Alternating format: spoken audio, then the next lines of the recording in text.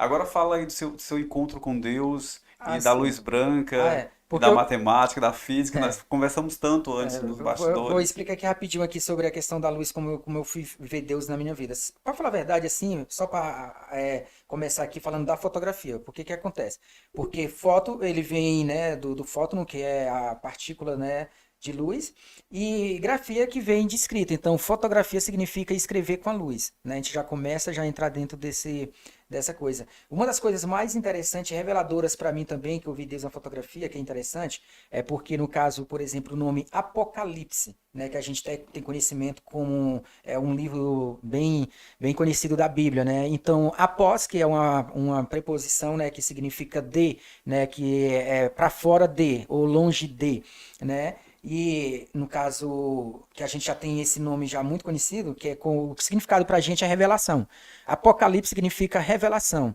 E o que é mais interessante é porque esse nome ele vem, né, do grego, né, que é da palavra calipso, que significa sombra, e eu, boa, né, que resumindo ao todo, dá boa sombra. Né? Eucalipto significa boa sombra. E aí, quando você coloca, por exemplo, fora de, que é para longe de, você está saindo da sombra para a luz. E quando você sai da sombra para a luz, acontece a revelação. E dentro do processo fotográfico é a mesma coisa.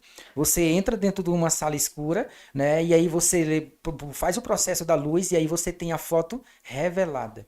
Então você começa a ver, eu comecei a ver que estava o Criador em todas as coisas. E aí quando eu fui perceber que a luz branca, né, quando eu fui estudar e entender que a luz branca ela não existe, mas sim uma junção das 7 cores que nós temos no arco-íris, ou então o que nós conhecemos como RGB, que é o vermelho, azul e vermelho, se você juntar essas cores, ela forma o branco. Se você tirar uma dessas cores, o branco jamais não existe.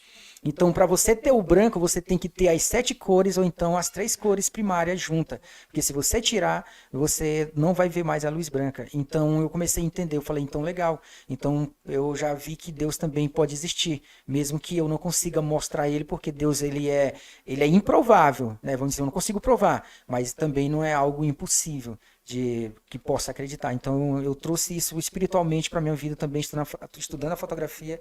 Eu conheci tudo isso na minha vida.